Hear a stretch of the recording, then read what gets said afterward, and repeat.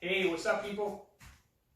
Today I'm bringing a little workout. It was a special request that I got. Somebody asked me for an ab workout, so I cooked something up. Some of it is like some people might not expect that it's an ab workout, but trust me, it is.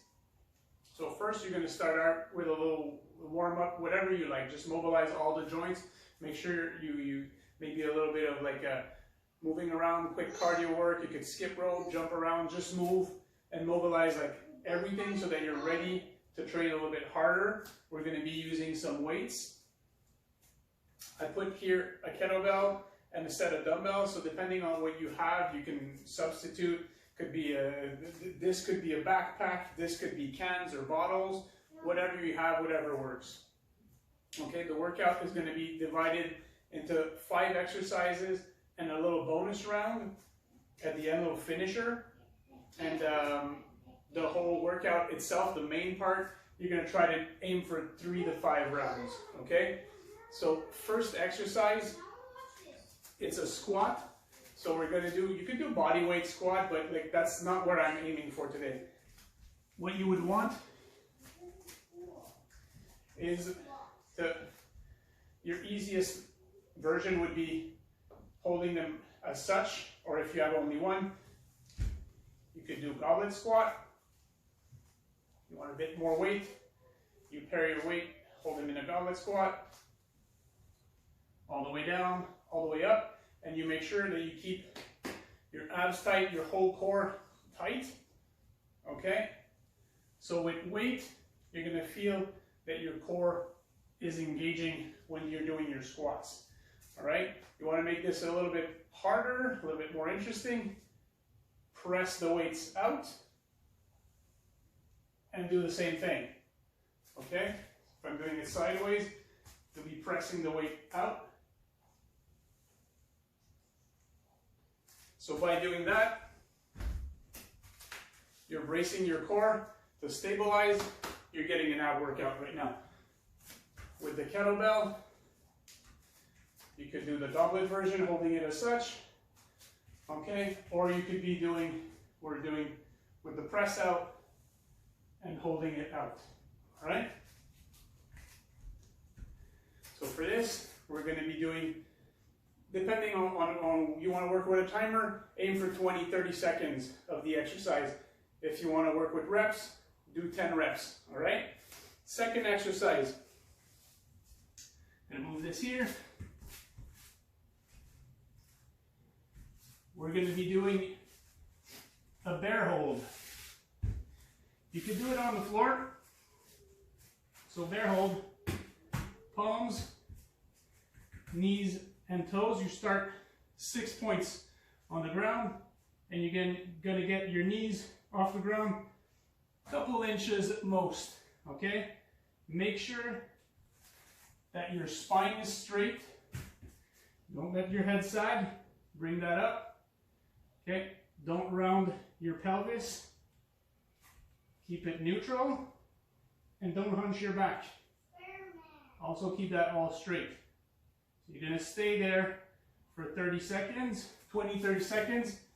You want to make it a little bit harder. I show you from here.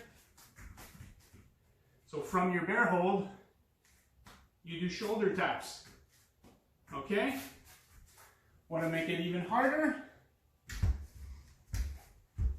You do your bear hold on the weights, and you do your shoulder taps with the weights. You don't have the weights, but you want to make it hard. So, oops. You can drag a weight from one side to the other, okay? So all different ways that's going to be working your core to keep it stable. Again, you can do 20-30 seconds. Or you can count reps. Each side would count for 1, all right? Each pass would count for 1. So that's your second exercise. Third one. You're gonna go into your split stance, grabbing a weight, and you're going to do rows. Okay, pulling. You make sure that you're not flaring out the elbow. Pulling tight to the body, keeping your elbow in line. Pull back. This is bracing your core, so you're using your abs again. Okay? If you find it hard to stabilize, your weight is a little bit heavy, you could put your hand here. Could be like this. Okay? I like to work freehand, so that way I need to engage everything as I'm pulling. Try not to rotate like this. This is something else. We'll be working a different thing. So here we want to just brace everything and stabilize it. Okay? So you're going to do 20 to 30 seconds of the exercise per side, or 10 reps per side. If you have the kettlebell, or the bag, the grocery bag, or whatever it is, it's the same idea. You're just pulling it back, okay? So that's your third exercise. Exercise number 4. We're going back to the floor. So we're doing a very classic ab exercise, which is the crunch, okay? But now you will be holding a weight, and you'll be crunching and pressing. Crunch, so you engage your abs, and press up. Want to make it harder?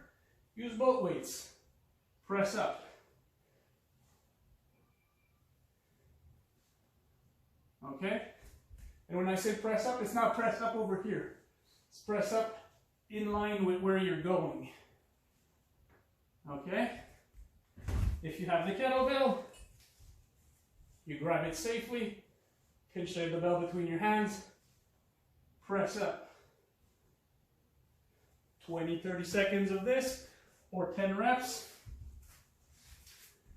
And then our last one,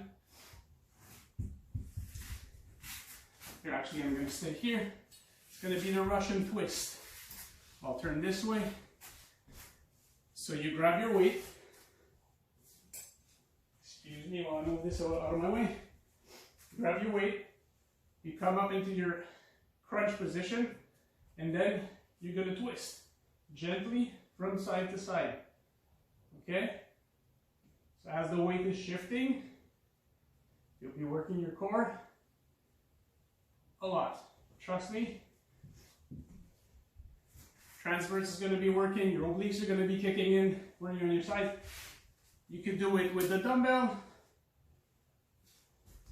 You can do it with 2 dumbbells. Okay?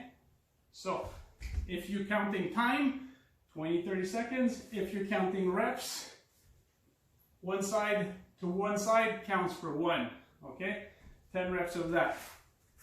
So if you're going for time, you're probably going to end up doing a little bit more reps. So maybe you do 3 rounds of that. If you're doing 10 reps of everything, maybe go to 4 or 5 rounds of everything. Okay? Just scale it to whatever time you have, whatever energy, what's your level. Hey Leo, I'm almost done. Okay?